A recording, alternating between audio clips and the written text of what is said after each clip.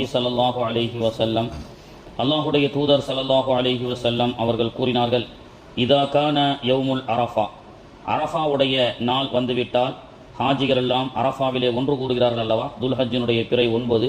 அந்த ஹாஜிகள் ஒன்று கூடக்கூடிய அந்த நாளிலே இன்னல்லாக, நிச்சயமாக அல்லாஹ், என்சிலு இல சமா அத்துன்யா, வானத்திலிருந்து உலகத்திற்கு அவனுடைய அருள் இறங்கி வருகிறது. அதாவது அல்லாஹ் வானத்திலிருந்து துனியாவிற்கு இறங்கி வருகிறான் என்று சொன்னால் அல்லாஹுடைய அருள் இந்த துனியாவிலே வருகிறது. ஃபயபாஹி பிஹிமுல் மலாயிகா, அல்லாஹு தாலா மலக்குகளிடத்திலே அந்த ஹஜ்ஜிக்காக ஹாஜிகள் அரஃபாவிலே நின்று அந்த எஹ்ராமுடைய ஆடையிலே நின்று அழுக்கு படிந்தவர்களாக, கோடீஸ்வரர்கள், லட்சாதிபதிகள், சாதாரண மக்கள் என்று பாகுபாடு இல்லாமல் எல்லோரும் மையத்துடைய உடையை அணிந்து கொண்டு முசாஃபிர்களாக அரஃபாவுடைய அந்த பெருவெளியிலே ஜபலுர் ரஹ்மாவை மையமாக கொண்டு கிபிலாவை முன்னோக்கி அல்லாஹ்விடத்திலே துவா செய்து கொண்டிருக்கின்றார்களே, அந்த காட்சி 40 லட்சம் 50 லட்சம் ஹாஜிகள் அங்கே இருக்கக்கூடிய அந்த செயலை பார்த்து அல்லாஹு தாலா சொல்கின்றான், உந்துரு, மலக்குகளே பாருங்கள், இலா இபாதி, என்னுடைய அடியார்களை, ஆத்தூரி ஷோசன் உபரான், அதாவது பரதேசிகளாக, அதாவது முசாஃபிர்களாக, புழுதி படிந்தவர்களாக இந்த ஹாஜிகள் வெயில் குளிர் என்று பல காலங்களிலே நின்று கொண்டு அவர்கள் என்ன செய்து கொண்டிருக்கின்றார்கள், என்னிடத்திலே துவா செய்கிறார்களே, அஷ்ஹதுக்கும், நீங்கள் சாட்சியாக இருங்கள், நிச்சயமாக கது கஃபர்துலஹும், இவருடைய பாவத்தை நான் மன்னிக்கின்றேன் என்று ஹாஜிகளுடைய முன் சென்ற அனைத்து பாவங்களும் மன்னிக்கப்பட்டு அன்று பிறந்த பாலகர்களாக ஹாஜிகள் வருகிறார்கள் என்று சொல்கிறார்களே, அப்படிப்பட்ட பாக்கியம் அந்த அரஃபாவுடைய நாளிலே அல்லாஹு தாலா அந்த ஹாஜிகளுக்கு கொடுக்கின்றான். ஹாஜிகளுடைய எல்லா பாவங்களும் மன்னிக்கப்படுகிறது. இவங்க கண்ணியத்திற்குரியவர்களே, அப்போ பிறை 8 அன்று இப்ராஹிம் அலைஹிஸ்ஸலாம் அவர்களுடைய வீடு வசித்த அந்த வீட்டிற்கு, மினாவிற்கு அல்லாஹ் போக சொல்றான். போங்க, என்னுடைய கலீல் தான் அழைச்சாரு, அவர்களுடைய வீட்டுக்கு நீங்க எல்லாம் போங்க, முசாஃபிரா போங்க, அவர்களுக்கு உங்களுக்கு என்று ஒதுக்கப்பட்ட இந்த இடத்துல தங்குங்கன்றான் அல்லாஹ். அப்போ மினாவுக்கு ஹாஜிகள் என்ன செய்யறாங்கத்தா, 8 அன்னைக்கு போயிடுறாங்க.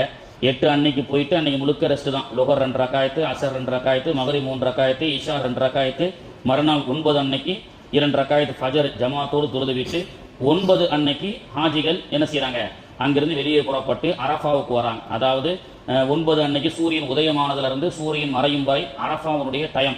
அங்கிருந்து அரஃபாவுக்கு வந்து லுஹரையும் அசரையும் ஜம்மு செய்து ஒரே பாங்கில் 2 இகாமத்தாக 2 ரக்காயத்தாக தொழுகிறாங்க. அங்க வேற எந்த தொழுகையும் கிடையாது, ஒன்லி துவா தான், சுன்னத்தும் கிடையாது, நஃபீலும் கிடையாது. தொழுது முடிச்ச உடனே துவாவில் ஈடுபட்டு கொண்டே இருக்க வேண்டும், எதுவரை, சூரியன் மறையும் வரை. 9 பகல் முழுக்க அரஃபா. 9 இரவு ஆரம்பமாகிவிட்டால், சூரியன் மறைந்து விட்டால் அடுத்து முஸ்தலிஃபாவிற்கு செல்ல வேண்டும்.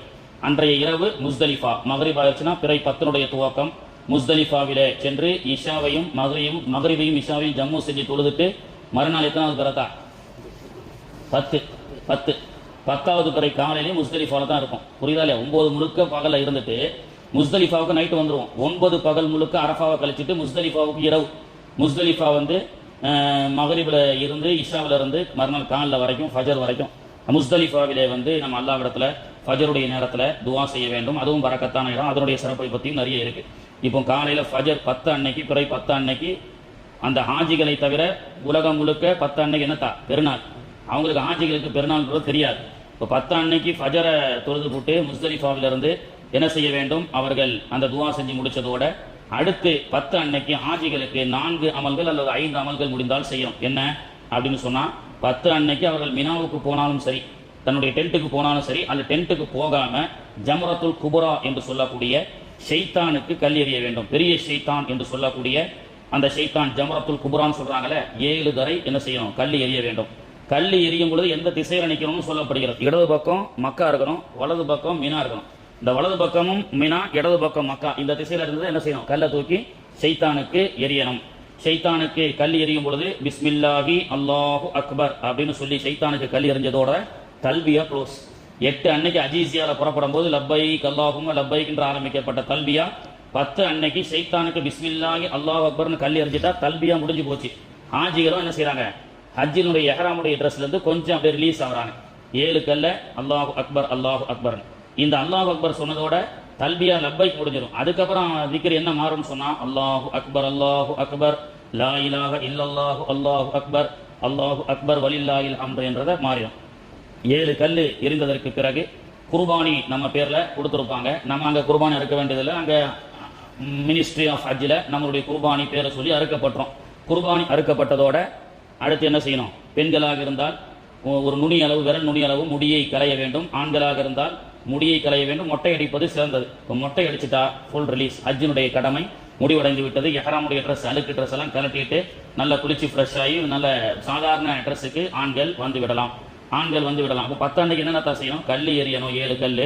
அடுத்து குர்பானி கொடுக்கணும். அது நமக்கு ஒரு ரொம்ப சிரமம் கிடையாது, அது கவர்மெண்ட்டே கொடுத்துருவாங்க. 3வது முடி வெட்டணும். முடி வெட்டனோட சரி. வாய்ப்பு இருந்தால் அன்றைய தினம் இந்த அமல்கள் முடித்ததோடு சாதாரண ட்ரெஸ்ல மாறிடுவோம்.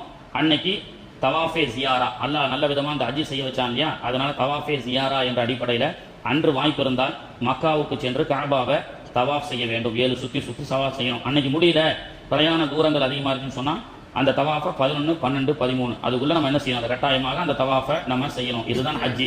இப்போ எத்தனை நாள் ஆயிடுச்சு தான்? நம்ம 10 நாள் முடிஞ்சிச்சா?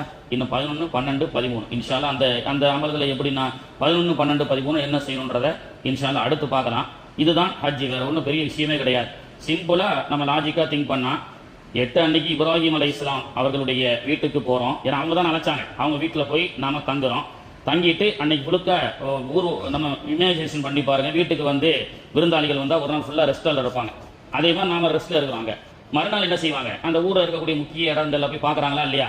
அதே மாதிரி 8 அன்னைக்கு இப்ராஹிம் அலைஹிஸ்ஸலாமுடைய வீட்டில் உட்கார்ந்துட்டு 9 அன்னைக்கு அரஃபா நம்முடைய பாபா ஆதிபிதா ஆதமும் ஹவ்வாவும் சந்தித்த அந்த இடத்துக்கு போகிறோம்.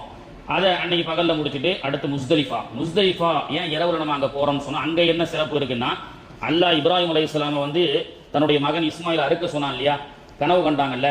அன்னைக்கு குர்பானி கொடுக்குற அன்னைக்கு தன்னுடைய மகனை அழைச்சிக்கிட்டு முஸ்தலிஃபா என்ற அந்த இடத்துல போய் தான், மகனே அல்லாஹ்வுக்காக உன்னை நான் வழியிட போறேன்னு சொன்ன உடனே அதுக்கு என்ன அல்லாஹ் கட்டளையிட்டா தாராளமா அருங்கன்னு சொல்லி சொன்னாங்கல்ல. அந்த தியாகத்தின் வெளிப்பாடு. அந்த தந்தையும் மகனும், தந்தை தன்னுடைய மகனை இழப்பதற்கு அல்லாஹ்வுக்காக குர்பானி கொடுப்பதற்கு தயாராகப்பட்ட அந்த சிறப்பான இடம் தான் முஸ்தலிஃபா. அப்போ 2 பேர் முடிவு பண்ணிட்டு இரவுல தொழுதுட்டு தஹஜ்ஜுத் தொழுதுட்டு அவங்களுடைய கடமையை நிறைவேற்றி விட்டு அடுத்து என்ன செய்யறாங்க? குர்பானி கொடுக்கறதுக்கு தன்னுடைய மகனை அழைச்சிட்டு போறாங்க. போற வழியில தான் என்ன வரான்? சைத்தான் வரான். இஸ்மாயில் அலைஹிஸ்ஸலாம் கெடுக்கிறது பாத்தியா, உன்னுடைய பாபா உன்னையே என்ன செய்யறாரு? கொலை செய்யறதுக்கு முயற்சி பண்றாரு அப்படின்னு வழி கெடுக்கும் பொழுது 7-8 வயசு சிறுவர் அவர் என்ன AK-47 வச்சு சைத்தானை சுட முடியும்? அவருடைய சின்ன பையனுடைய எதிர்ப்பு கல்ல தூக்கி வீசுவார். அப்போ அவர் வீசி அந்த இடத்துல தான் எல்லாம் நம்மளை வீச சொல்றான். அப்ப குர்பானி கொடுக்கறதுக்கு அவங்க கூட்டிட்டு போறாங்க. இரவுல முஸ்தலிஃபால முடிவு செய்யறாங்க. அந்த முஸ்தலிஃபாவுக்கு இரவுல ஹாஜிகளை வந்து சொல்லி இந்த இடத்துல என்னுடைய கலீலும் அவங்க மகனும் நின்று தன்னுடைய உயிரை பணம் வைக்கிறதுக்கு இருந்தாங்களே அந்த இடத்துக்கு ஹாஜிகளே வாங்கன்றான் இரவுல. அதே மாதிரி முஸ்தலிஃபாவுக்கு போயிடுறோம். விடிஞ்ச உடனே கத்தியை கொண்டுட்டு மகனை அறுக்கிறதுக்கு போயிட்டு இருக்கிறார். போகும்பொழுது என்ன செய்யறான்? ஷைத்தான் வருகிறான் ஜம்ரத்துல் குபரா அந்த இடத்துல.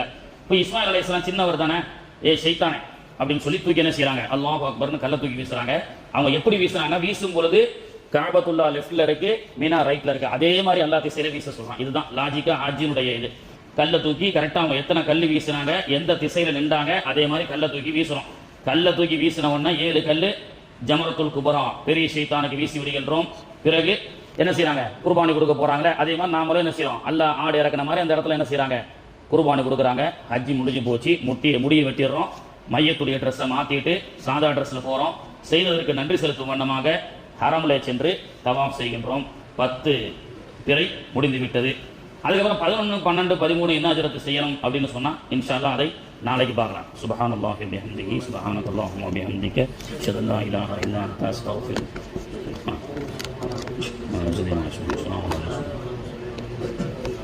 இன்ஷா அல்லாஹ் நாளை முதல் ஃபஜ்ருடைய தொழுகை 5:15 இன்ஷா அல்லாஹ்.